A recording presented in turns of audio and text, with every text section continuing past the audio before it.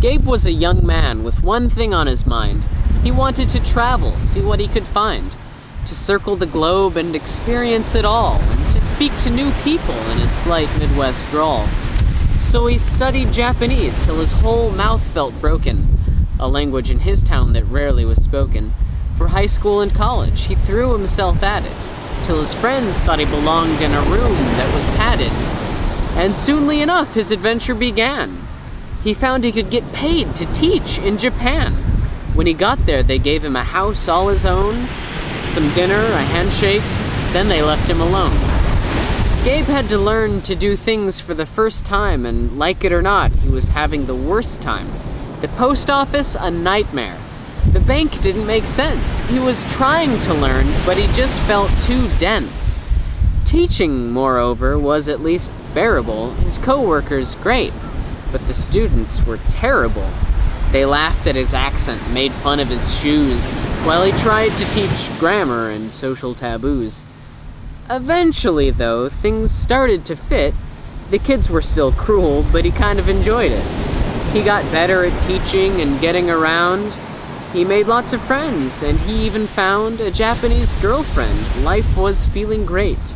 Gabe felt he could handle all the things on his plate. He knew everything about his town and those in it.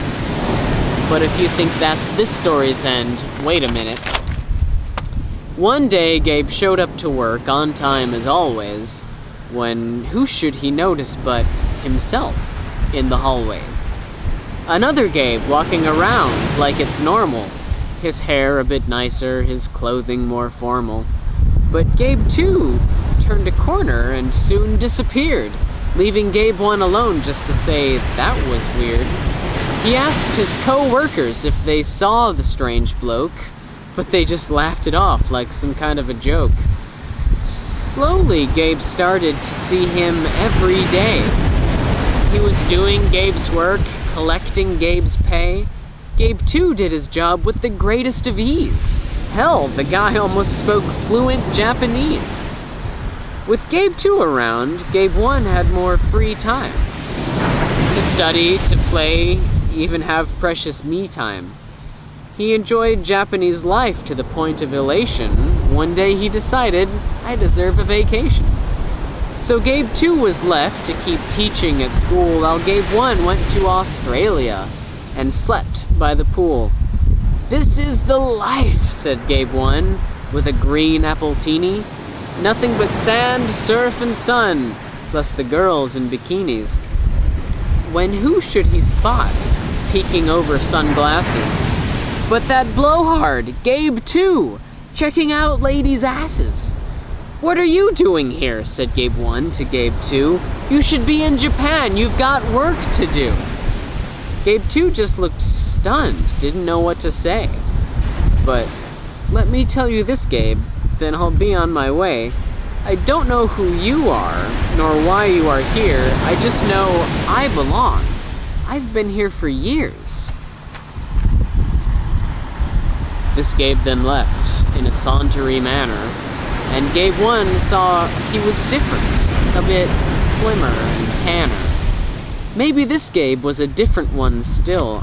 How many Gabes round the world? Gabe felt ill. Tired of the mind games, the clones, and emotion, Gabe boarded a plane and flew back across the ocean.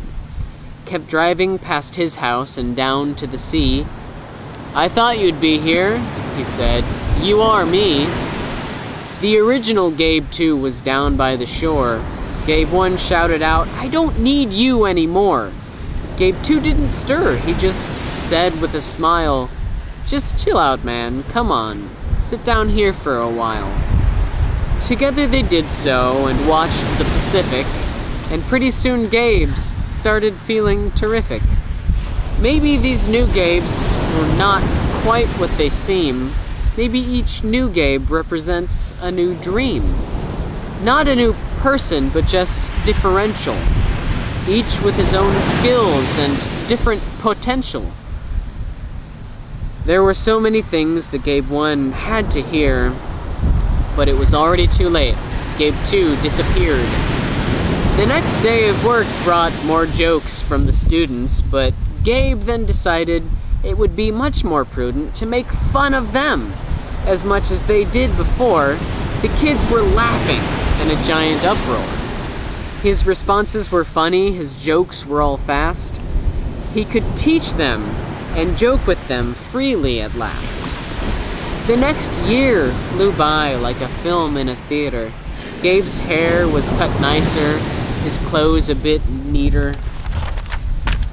Before Gabe even knew it, he already planned to move on to teach English in a new land, to get on a plane and fly through the air to another new country, speak with people there.